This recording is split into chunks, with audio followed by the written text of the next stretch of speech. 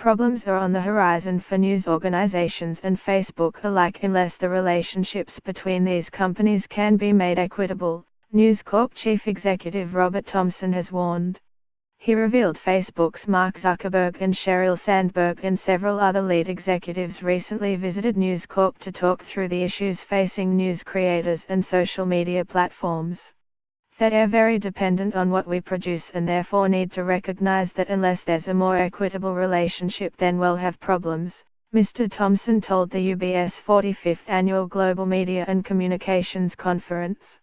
I think there was a recognition at the end of the meeting with Facebook that for the relationship to be a fruitful one, particularly on subscriptions, something needs to happen because the current model with Facebook is not working. Clearly, if you took our quality content and the content of other newspapers and content creators from those sites, there'd be a pretty barren wastelands. Some steps had already been made to level the playing field for news organizations, including the end of first click free on Google, where subscription articles were properly indexed, allowing the organization that broke the news to end up lower down on Google searches than a knockoff site. In an era of fake, false news, he said, verified audiences and authentic content was critical for both business and society. It's important for us to stand up for quality content and environments that enhance advertisers' reputation and that degrade them.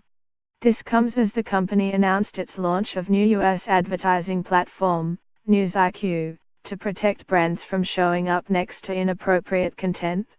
The diversion of advertising away from traditional media towards internet platforms is one issue of a new government-directed inquiry by the Australian Competition and Consumer Commission. But while there were difficulties that needed solving, the real gem in the crown was the real estate arm of the business, including Ray Group in Australia and Realtor.com in the US. The home buying market is particularly lucrative for advertisers, even in indirectly related products, as moving house is often a trigger for many other purchases and changes, including a new car, TV and local supermarket. He said News Corp would focus on sensible adjacencies, including mortgage finance, and other areas close to the core expertise of the business.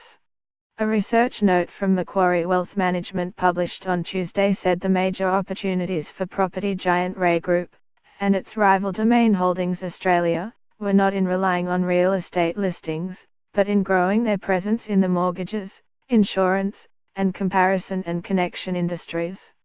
Domain is majority owned by Fairfax Media, publisher of the Sydney Morning Herald and The Age.